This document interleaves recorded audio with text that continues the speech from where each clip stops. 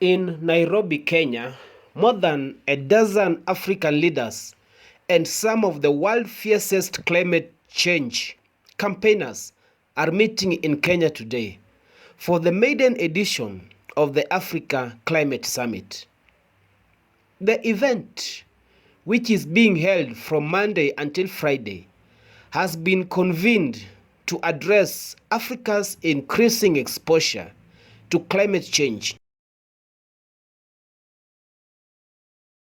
continent. Africa, according to the United Nations, accounts for only 2 to 3% of the world's carbon emission, but has been the continent most affected by global warming.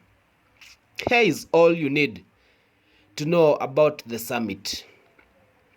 The first question is, why is the Africa Climate Summit happening? The summit in Nairobi is being organized by the Kenyan government and African Union and is running in parallel with Africa Climate Week. Its theme is Driven Green Growth and Climate Finance Solution for Africa and the world. Kenyan President William Ruto has been vocal in calling for rich nations to be held accountable for fueling climate change. We need to make those who have brought us here to the climate crisis that we are experiencing, the emitters, be held accountable and a system that works for everybody, Ruto told Al Jazeera on February. The summit declared goal is to influence climate commitments, pledges and outcomes, including the Nairobi Declaration, a blueprint of Africa's green energy transition. According to the Science Direct database, since beginning of 2022, at least 4,000 people have been killed and 19 million affected by extreme weather events in Africa. A 2022 UN report also estimated that Africa loses from 7 billion to 15 billion annually because of climate change. To help mitigate the effects of climate change, African countries need to raise the average of 124 billion US dollars annually, but so far it has received only a fraction, that sum to 28 billion US dollars. The low level of funding has raised concern and placed immense pressure on the summit to be a turning point in addressing climate change funding. According to the summit organizers,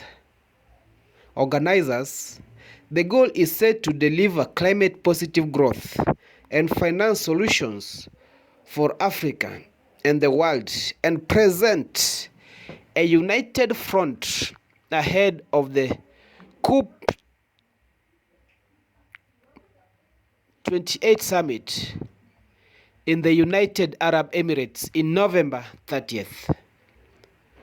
Panels at the summit include financing climate action, scaling up international climate, financing for Africa, investing in nature and biodiversity, and developing integrated, livable African cities.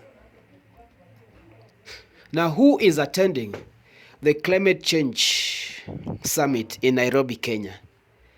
According to Kenyan Environment Cabinet Secretary Soipan Toya, at least 20 heads of states have confirmed their attendance at the summit, and 18,500 participants from across the world have registered and been accredited for the summit. About 30,000 delegates are also expected to attend the summit. UN Secretary General Antonio Guterres, a US climate envoy John Kerry, COP28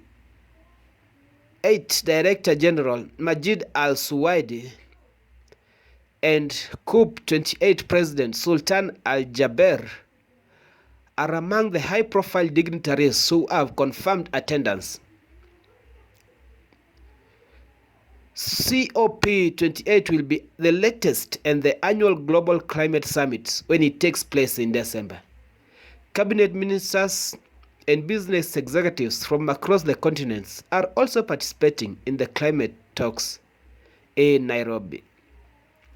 But it is clear with the known reasons which presidents will be in attendance, because only the leaders of Burundi, Comoros, Ghana, Madagascar, Malawi, Sierra Leone had arrived in the country. And also today, the Tanzanian President Samia Suluhu addressed the summit among the heads of states who were present in Nairobi. There have also been questions about whether African leaders are prioritizing other events happening about the same period, like the African Food System Summit in Dar es Salaam, Tanzania, and the G20 Summit in New Delhi, India, in a month when the UN General Assembly will also convene in New York.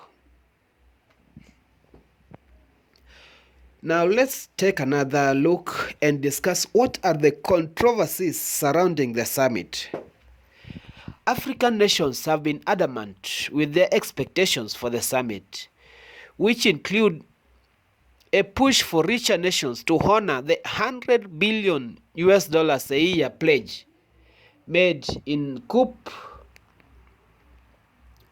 15 in Copenhagen to help reduce greenhouse gas emissions and help African countries cope with the climate crisis. Hundreds of civil society groups have called for the summit to take a meaningful stand for the continent.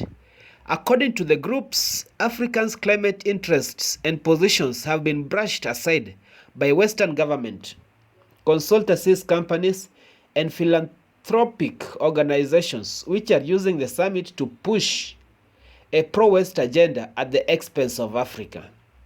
Speaking at the conference in August 28th this year, Mithika Mwenda, Executive Director of the Pan-African Climate Justice Alliance, criticized the Kenyan government for what he called an obsession with carbon markets. The summit must press for increasing adoption finance to Africa by more than double and ensure it is based on Africans' needs and reaches the communities at the forefront of the climate crisis, he said. More than 400 African civil society organizations have signed an open letter to Ruto in August. Some African organizations that advanced a Western agenda have been given a disproportionately huge role in the organization of the event, it said. The result is a summit agenda that foregrounds the position and interests of the West, namely carbon markets, carbon sequestration, and climate-positive approaches. These concepts and false solutions are led by Western interest while being marketed as African priorities.